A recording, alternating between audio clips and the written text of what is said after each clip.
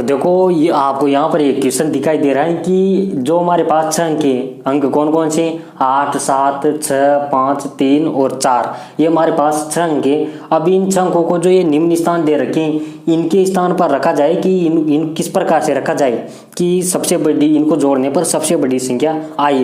तो चलिए आज हम इसी क्वेश्चन की बात करेंगे। और इस प्रकार के जो क्वेश्चन होते हैं किसी गाइड में नहीं मिलेंगे आपको, इसको तो हमें सब विवेक से सोच कर ही करना पड़ता है। तो देखो हम इस क्वेश्चन को सॉल्व करते हैं।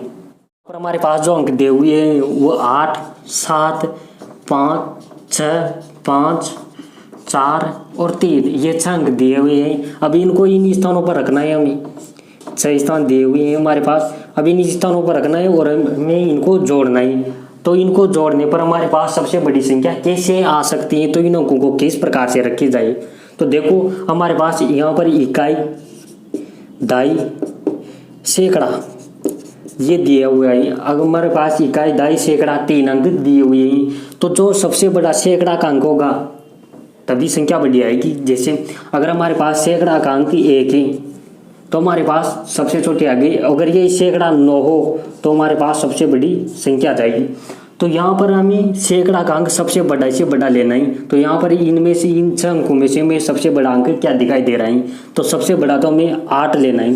कहीं पर भी रख दो, चाहे तो आप यहाँ पर भी रख सकते हो और चाहे तो यहाँ पर भी रख सकते हो, कोई दिक्कत नहीं। उसके बाद में सबसे बड़ा अंक 7 है। सबसे बड़ा तो 8 ही, उससे छोटा 7 ही। अभी दोनों अंकों को हमें सैकड़ा में लेना है, तभी तो हमारे पास संख्या बड़ी आएगी। क्योंकि यहाँ पर अब हमारे पास एक अंक तो ले लिया हमने सैकड़ा का अंक, जैसे 9। अगर 9 हमारे पास सैकड़ा का अंक है तो सबसे बड़ी संख्या हो जाएगी। अगर 1 है तो वो सबसे छोटी होगी, क्योंकि सैकड़ा का अंक जितना बड़ा होगा संख्या भी उतनी बड़ी होगी। तो यहाँ पर हमने सबसे बड़ा अंक ले लिया है 8। अब 8 तो हमें नहीं लेना है, सिर्फ एक बार प्रयोग करना है इनका। अब सबसे बड़ा और लेना है। यहाँ पर सैकड़ा का अंक 2 चाहिए हमें, एक तो ये वाला और एक ये वाला। तो यहाँ पर अब सबसे बड़ा अंक बच गया हमारे पास 7।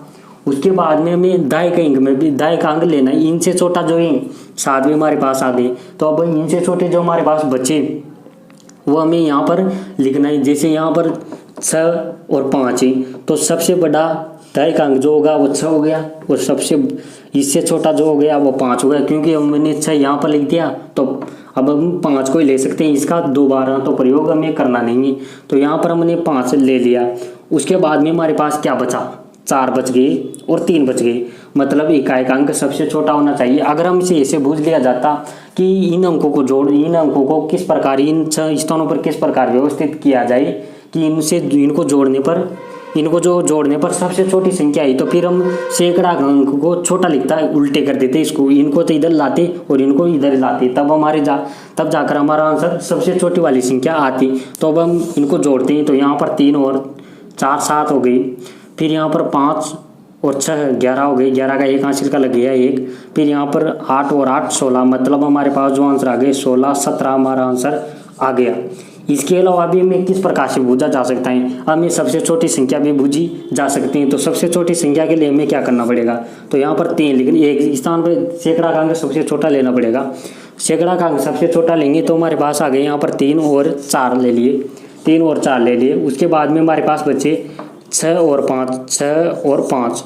उसके बाद में हमें इकाई का अंक सबसे बड़ी वाली संख्या लेना है। तो इकाई का अंक ये सबसे बड़ी वाली संख्या आ गई।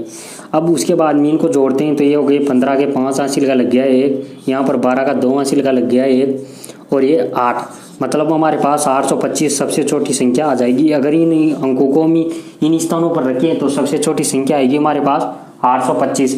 अगर सबसे बड़ी बूझी जाए तो 1617 हमारे पास आंसर आ गए। अगर हमसे ये ऐसा भी बूझ लिया जाए कि इन अंकों से इन स्थानों पर रखने पर सबसे छोटी और सबसे बड़ी वाली जो संख्या है उनका अंतर कितना हो सकता है, तो हमें 1617 में से 825 घटा देना है, तो हमारा आंसर आ जाएगा। जैसे यहाँ पर 7 में से 5 जाएगा तो 2, यहाँ पर 11 में से 2 जाएगा तो 9 बच जाएगा। फिर यहाँ पर 15 बच गए, 15 में से 8 जाएगी तो हमारे पास आ गए 7, तो 792 में हमारे आंसर हो जाएंगे।